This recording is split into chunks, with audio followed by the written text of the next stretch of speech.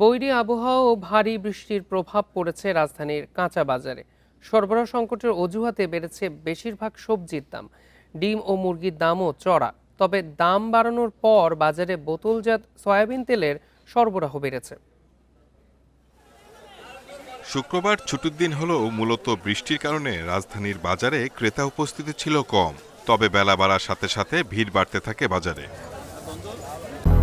200-র বেশি সার্ভিস ও ফিচারে লেনদেনের সব বিকাশ অ্যাপে সম্ভব। ক্রেতা কম থাকলেও দাম কিন্তু কমেনি, বরং বেড়েছে সবজির দাম। বেগুন, করলা, বরবটি, কাঁকরোল বিক্রি হচ্ছে 80 থেকে 100 টাকা কেজিতে, যা গত কয়েকদিনের চেয়ে কেজিতে প্রায় 20 টাকা বেশি। বাড়তি দামের জন্য বিক্রেতারা আবহাওয়ার অজুহাত দিলেও তা মানতে নারাজ ক্রেতারা। চড়া দামের জন্য দুর্বল বাজার ব্যবস্থাপনাকে দুষছেন তারা। বৃষ্টির কারণে যেটা গাড়ি ঢুকবে 50 টাকা, সেখানে গাড়ি ঢুকছে 20 টাকা।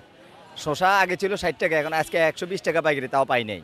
শসা বাজারে নাই, শসা গাড়ি ঢুকার কথা 20 টাকা, ঢুকছে একটা। না, বাজারে ওরকম তদারকি নেই, মানে পণ্য বা মানে আপনার ভোক্তাধিকার বলেন, কোনো এরকম ধরনের কিছু নেই। আজকে এখন আছে, একটু পরেই চলে যায়। এটার অ্যাকশন আসলে মানে কি বলবো, ঘনীভূত না।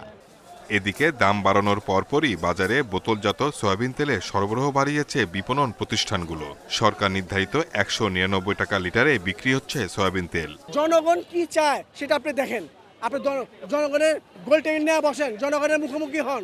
জনগণ কি বলতে চায়, জনগণ কি চায়। আমাদের মতো সাধারণ মানুষ যারা আমরা নিত্য প্রয়োজনীয় জিনিসের দামটা অবশ্যই সচরাচর তাদের উচিত দেখা, যে দামটা দেখে নির্ধারণ করুক। কারণ বাংলাদেশ স্বল্প আয়ের মানুষ আমরা এখন, তো আমাদের তো বেতন বাড়ছে না।